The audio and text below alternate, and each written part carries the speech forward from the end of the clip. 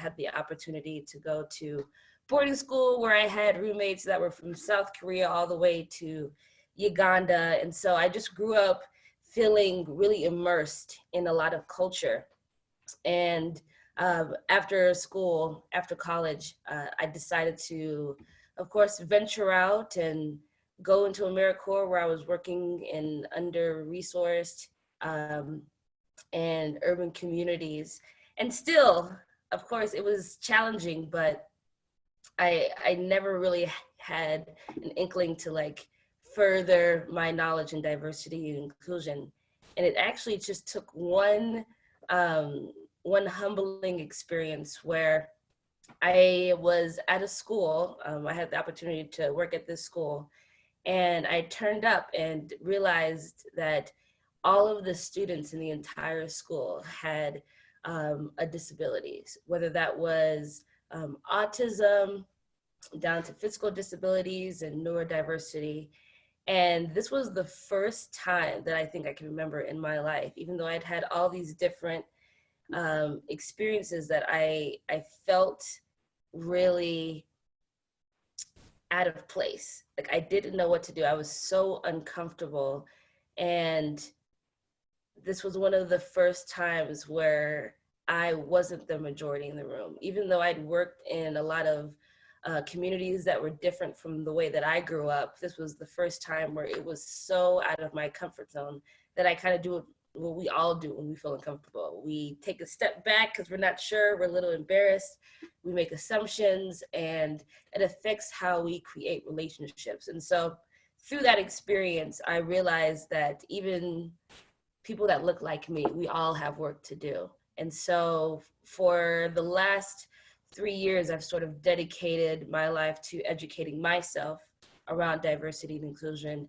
And I moved to Colorado as a trainer and a curriculum developer, that just sort of guided my life into now training along the lines of diversity, equity, and inclusion. And so that's what I do now. And I focus on individuals and companies that are starting their journey just like I was, and really just energizing people to be excited around having these conversations and educating themselves and sort of breaking down that barrier of fear. So that's a little bit about my story. I love it. Thank you for sharing. And yeah, from my perspective, meeting Mo and experiencing the kind of trainings that she leads as for both adults and children showed me the power of inclusion and incorporating a lot of different styles into training. And as a trainer, I've taken a lot from you, Mo, and from my experience at Playworks, you know, leading. Everyone knows I love an icebreaker, and I love incorporating music, and you know, watching you in action really taught me a ton. So I love that you're taking your skills now to the diversity and equity world. And that's our subject for today, is wellness equity, is looking at the world of equity through the lens of wellness, because we all have central nervous systems, we are all human, we all experience stress, but as we know, we experience stress in different ways for different reasons. And so Mo and I teamed up today to present some slides, as well as stories, as well as tools, tips that you can take and lead with your own teams.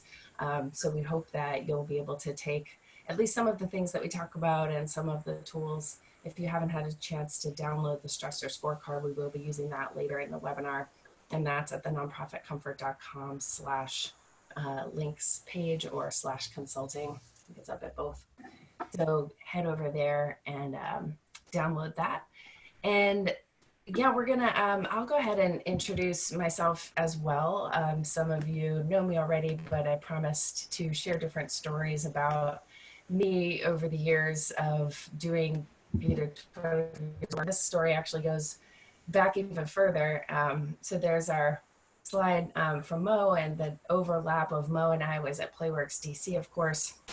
But that was an informative experience in directing and founding nonprofit wellness and comfort consulting, focusing on using wellness as a tool for organizational development. And in fact, I went to Georgetown in 2018 to get a certificate in organizational development and change management. And the story I wanted to tell today, which is related to our curriculum, is the anti-oppression work that I went through in the late 90s with an organization called the Peace Development Fund. And that was different at the time. We were working with college campuses, so we were much more kind of progressive than normal, groups. This was at Enviro Citizen. And we delved into anti-oppression work, not really knowing what we were getting into, but I was learning about white privilege and white supremacy for the first time, and it was challenging for me as a white leader to learn all of this without the support of society. But I also, it sort of made me look at everything in my life a different way, as this work tends to do.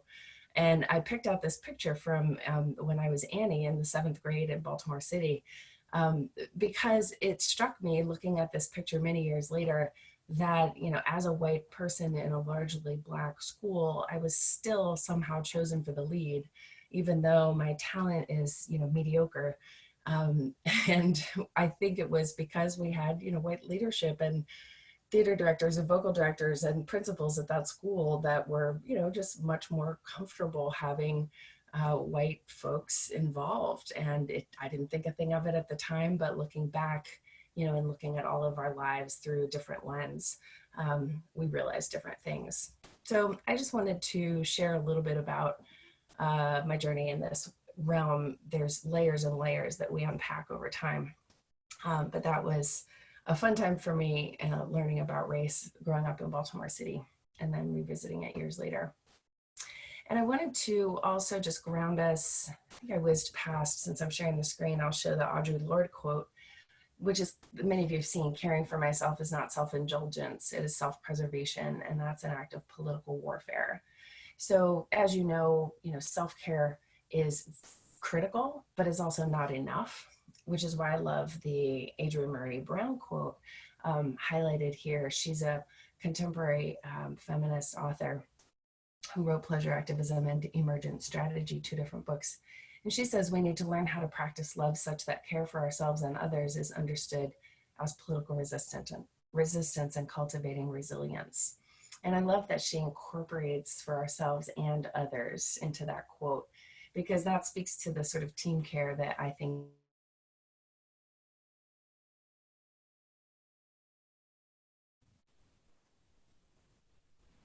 Susan, your audio went out.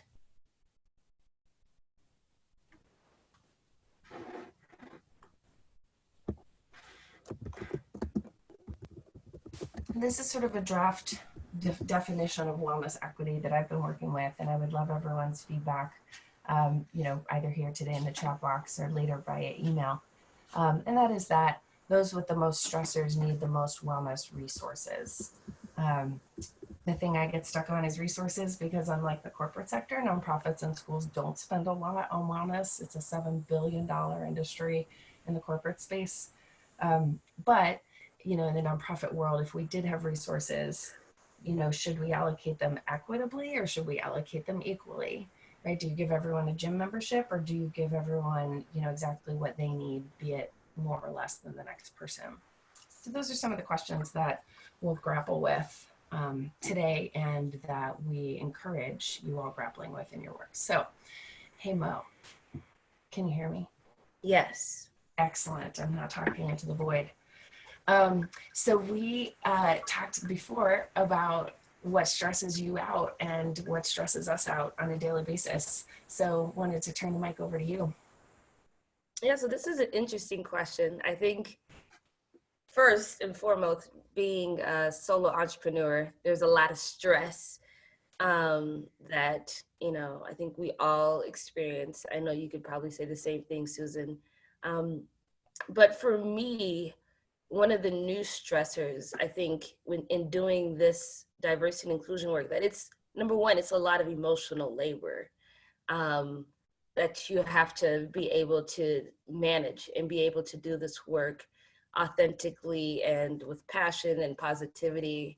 And one of the things that I experience as I'm doing these trainings is microaggressions. which is sort of becoming more of a mainstream word. But for me, that's something that I am learning how to manage, and it definitely is really challenging, even as a professional in doing this work, working with communities that a lot of times when I go into the room, I'm the only one that looks like me in delivering these trainings. And so for me, sort of managing that emotional um, stressor has been an ongoing challenge for me. And how, we have a little screen here that we can share, but for your definition of microaggressions, would you agree with the cultural, or I mean the academic definition? Yes, and I think for me the biggest thing about microaggressions is knowing the difference between just a regular rude comment or a racial slur versus a microaggression. I think, when we think about like racial slurs or um, just outright racism, it's easy to identify and call out, right? If someone was to call me something out of my name or something that I thought was a racial slur, I would be able to identify it. And there's a level of consciousness, like the person is intentionally saying these things um, to me, and I am aware of what they mean. Um, but I think what makes microaggressions a little bit trickier is that there's, in this definition, there are kind of three different words that really make it challenging. Number one, it's unintentional, right? So the person that is maybe saying these comments is not necessarily aware. Like they're not trying to cause harm. Number two is that a lot of times they happen unconsciously, right? So the person is just saying these things without any type of consciousness of maybe why they're saying it. There's a lot of bias and stereotypes that are so deeply embedded into us as humans and as we go through this life that like we don't even know that we're saying comments or slights. Um, and I think another one is that it happens, these are everyday sort of comments. So a racial slur is maybe something that you might, hear once in a blue moon, but microaggressions are challenging because they happen in everyday type of conversations. And so I think when we think about people that can commit a microaggression, a lot of times we think of people that, might wear Make America Great Again hat, or someone that's part of like an anti-group. But really, microaggressions are committed by our friends, Yeah. our family members, our coworkers, our bosses. And that is what makes it most really challenging because you know that the person doesn't necessarily intentionally mean it. But there's a lot of times it's really hard to speak up because, you know, it's something that hits you um, in a way that like it's hard to speak up. Like you don't necessarily want to make a relationship and you know the person doesn't mean it, if that makes sense. So I think a lot of times the stress happens in microaggressions because instead of speaking up and letting people know that they might have said something that made you feel uncomfortable um, or sad or angry, you hold that in. Right. And because these microaggressions happen regularly, it's consistently the stressor of holding in those emotions. It's not like the one time someone said something, it's, how is it accumulated over days, over weeks, over months, over years, a Yeah. lifetime. And that is really just the stress and the emotional labor that comes with individuals that are constantly receiving these microaggressions and not being able to release that emotionally, because a lot of times you might receive comments like, oh, you're being too sensitive, or I didn't mean it like that, where you're sort of, the onus is now put on you to like, perhaps I'm just being too sensitive. So Right. it's very tricky. thank you for talking about the, oh yeah, I think we have time for this. I'm excited. Thank you for talking about the cumulative impact, because that is really important when we think about stress management. Um, we have another part of a webinar that talks more about the central nervous system, and I'll just do a glancing blow after we watch this next video. But the cumulative impact of emotional stress, which is different from chemical stress and physical stress. The emotional stress that is said to be linked to 70 to 80% of our physical health problems. And so when you're holding something in and you don't have a way to release it, and it's difficult because, it's your boss or your friends, or, you don't have the words, or you don't have the time, it's even more challenging, like you said. So then we have to come up with our own self-care and team care systems so that we can relieve that stress and not have it impact our health. Mm-hmm. So let's keep going, because Mo found and uses this great next video, which is non-verbal. So hopefully it will work on the webinar transmission.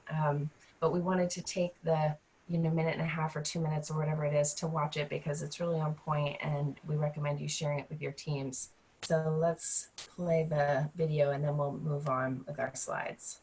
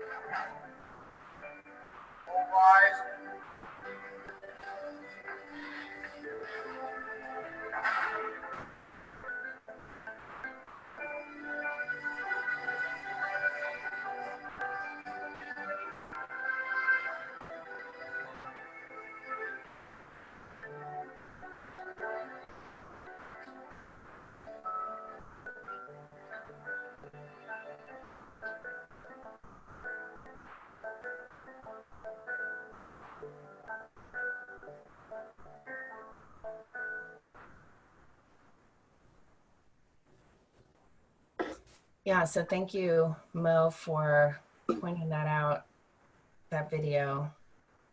Of course.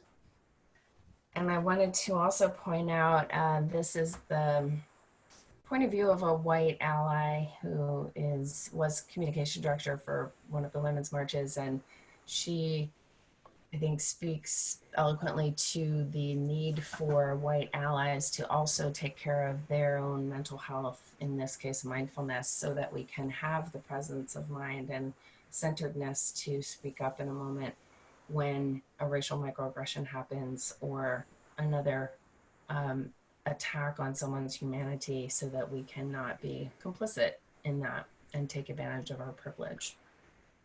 So, stress relief is not just for those most impacted by the stress. It's for all of us helpers, and in helping professions, we certainly feel that. Before we get to the tool, this is just going to be a brief overview of nervous system stress, which we go into more in the Office System for Stress Solutions webinar. And this is just the basic, breakdown of the parasympathetic and the sympathetic nervous systems. And the bottom line is, the more we stay in this safe and social state of the nervous system, the better off we are. We have the optimal nervous system arousal. We can learn, we can plan, we can deal with calmly with others, with equanimity and judgment. If we're in the fight or flight state, this hyper aroused state, whether it's emotional or physical safety that's threatened, whether someone cuts you off with a car, which is your physical safety being threatened, or someone triggers your emotional state in whatever way, you can't learn, you can't plan. Your body systems go into a different kind of, stress, and you produce cortisol, the stress hormone. So this state is both harmful to your health if you don't calm it back down, and it's also your survival state. It's important and it's automatic. You can't really control it. So the trick is learning how to calm yourself back down. And then the extreme of the parasympathetic nervous system is this freeze state where you're numb emotionally or physically, and there's certainly no learning there. And that could be an extreme depressive state or a frozen sort of emergency state. So these are tools that you can use. The personal stress prescription is more of a kind of positive, like, hey, what can we do more of? Yes, let's do more play, more dance, more exercise, and how, by when, etc. So these are good positive tools for both appreciative inquiry and, resolution setting, etc. And we go over those in a different webinar. And I wanted to just point out, what Patrice Cullors says, who's the author of a thrilling memoir called When They Call You a Terrorist. She's one of the founders of Black Lives Matter, and she, is very open about her challenges with mental and physical health, but also talks about the solutions, that she finds, the joy that she finds, the dance parties that she cultivates, her family, which is medicine. And we have to recognize all of this as part of our mental health practice and cultivate it, because otherwise, especially in this day and age, we will slowly but surely go insane. Let me pause and see if there are questions. Or Mo, what do you have to chime in from all of that I just talked about, or the microaggression video, since we didn't pause there to debrief? Yeah, I think one of the biggest things that I'm learning, I'll take it from this perspective. Like, I just committed a microaggression a couple weeks ago, a couple months ago, and I think one of the biggest lessons that I learned about microaggressions is that you are who you surround yourself with. So even though I'm a person that does this work professionally, I am a product of the people that are around me. And I did a workshop, a training a couple months ago, and there happened to be one person in the audience that was deaf and hard of hearing. And I did this visualization exercise where I had everybody close their eyes, and not realizing that by having everyone close their eyes, I was now excluding this person that was deaf or hard of hearing, because they needed to be able to read my lips or, see their interpreter.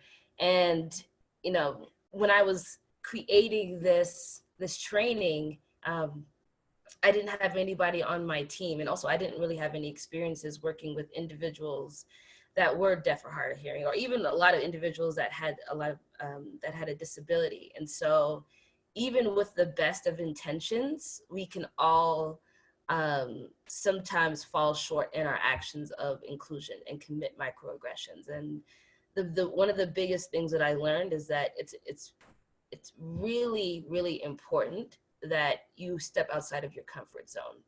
And you'll know when you step outside of your comfort zone, because you'll feel it. You'll feel that need to, that fight or flight of like, oh my gosh, this is so different. Like, should I be here?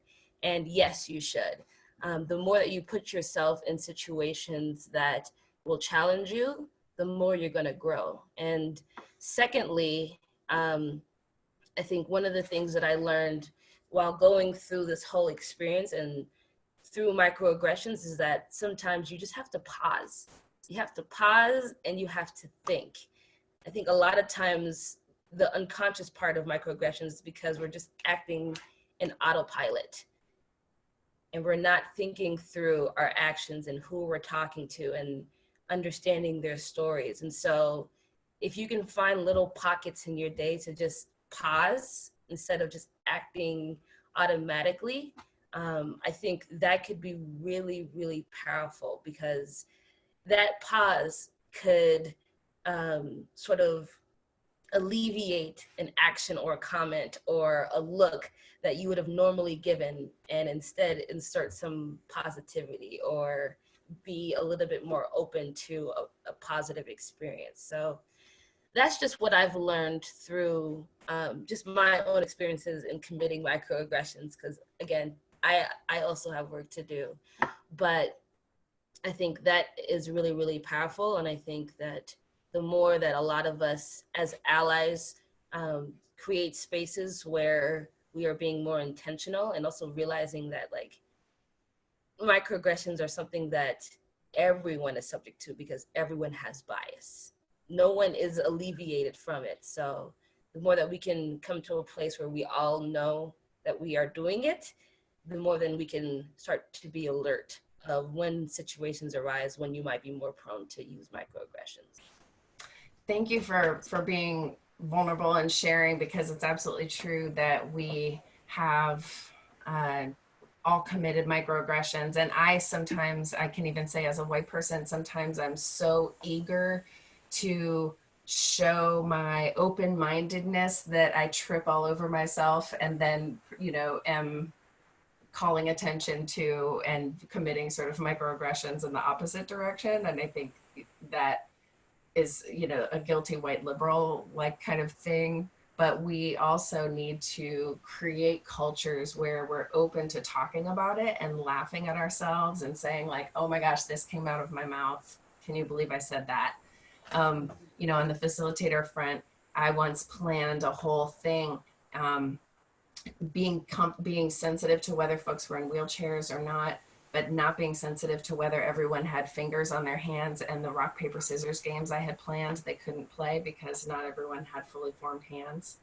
So the things that you like end up having to deal with on the spot, or, put your foot in your mouth and then be open, because we're all human, right? So as facilitators, we have to be human about it and teach people to have uncomfortable conversations with grace, right? Yeah, and also like a lot of times I wouldn't have even known that. Like it wouldn't have even been on my radar had that individual not come up to me and said, "Hey, I know that you're trying to do this work, but these are times where I felt, not included." Yeah. And that's important, because a lot of times microaggressions are happening and you will never know that you committed one, right? Sure. Because the person does not trust you or does not think that telling you would be a good use of their time, or that they will get some positive feedback. So, I pride myself on that. A lot of people feel like they can give me feedback, and that's great, because that's how I learn, and I accept that, and I listen, and I Yes. don't put it on them to educate me, but I take what they have said and I do the research and I reach out for resources. And but Yes. that's a huge part. You have to be a person that's open. Um, and yeah. I've learned the most from saying like, I hate asking, for feedback, but I also like really depend on feedback. So can you please give Mhm. me your honest opinion? And, inviting that and going out of your comfort zone, like you said, can really get great responses. Well, let's keep going, because I want to get to the stressor scorecard and also the activity that you can share about how you've used similar kinds of information. Yes. And let's see, the stressor scorecard, which we have a blank screen, which is awesome. I don't know why that is the case. Oh, here we go. Okay. But I'm not sharing my screen anymore. Right. Um, okay. So the stressor scorecard is something that I developed, Mo, after familiarizing myself with the ACE scorecard and realizing that there wasn't a sort of a version of stressor tool And for those of you who are familiar with your ACE score, it stands for Adverse Childhood Experiences, and it is a triggering event for some to fill out the ACE scorecard. It's 10 things that may have happened to you before you were 18, and that counts as childhood trauma. And the higher your score, the higher the longitudinal link to health problems in your life. And this is a study that's still ongoing with Kaiser and CDC. But it's gotten a lot of important feedback, and it's an important part of the conversation, I think, for adults. But without going into the ACE score today, if you know it, you can add it to your score. What I'd love for everyone to experiment with is filling out the stressor scorecard for yourself, marking 0, 1, or 2 on these identity or circumstance markers. And these are the starter list. It's by no means exhaustive. You can add your own. You can determine your own score, and it's not audited by any authority figure in any way. But what I like to do is both have folks realize whatever they're going to realize about their own stress by filling it out themselves as an individual tool. And that's sort of step one. And it can stop there. Or you can open it up for conversation within your team and talk about what you scored and how you scored it, and in some cases, why. And every layer that you go deeper is going to open up a deeper conversation, because folks are making themselves vulnerable about their experience, whatever that might be. But that vulnerability, as we know from Brene Brown's research, then inspires empathy, which then builds trust. And so there have been some really beautiful conversations I've seen. This also can, depending on the group and what experience they've had with this work and with challenging conversations, it could be a challenging conversation for a group. I acknowledge that. Some groups might want to have a facilitator there. Some groups can handle this without a facilitator. But what I find with this tool is that because we're talking about it in the lens of wellness, because we're talking about it in the lens of what brings me stress, what brings you stress, and that's a personal experience, you can discuss what's more stressful, right? A divorce or being a person of color. But it's really that person's lived experience, and there's no arguing with it. So then you just have to go talking about how you relieve the stress. And it turns out that maybe people have something in common. Maybe two different people like to go hiking and they didn't know that before, and they could arrange to go hiking on the weekend. Or maybe two different people like yoga or boxing or swimming or running as their stress relief, and we can establish some sort of system in the office to support that kind of wellness. So that's the kind of direction that we like to take the stressor scorecard.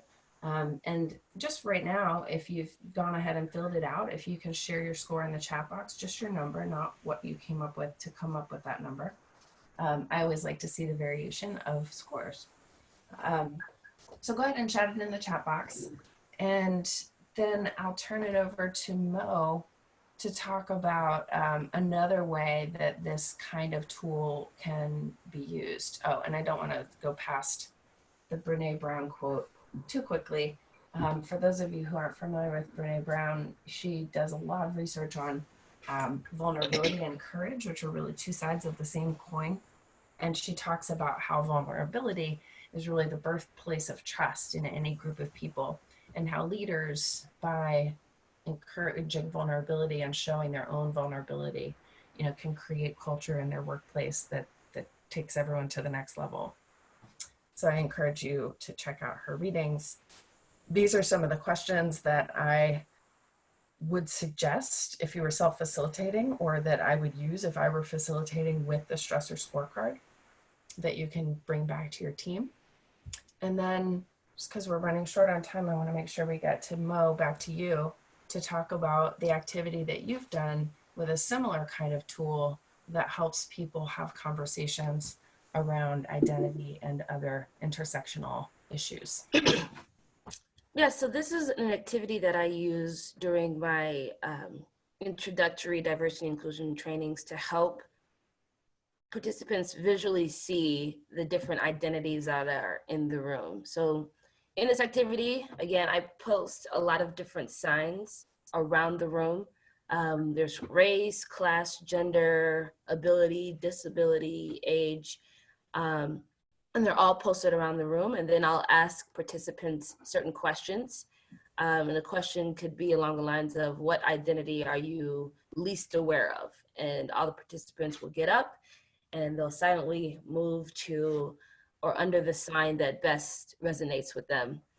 And then they'll have conversations around what brought them there, and maybe share a couple personal stories that they want to share. But this activity has been really, really great, just because I feel like a lot of times when we are in these spaces, a lot of times we are focused on just the two identities, race and gender.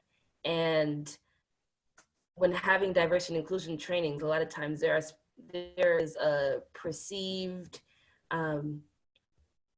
pain level or perceived disadvantage that a lot of people associated with just those two. And so when I did this activity with a tech company, it was predominantly male, predominantly white, and we did this activity and we had all the individuals move to different spaces.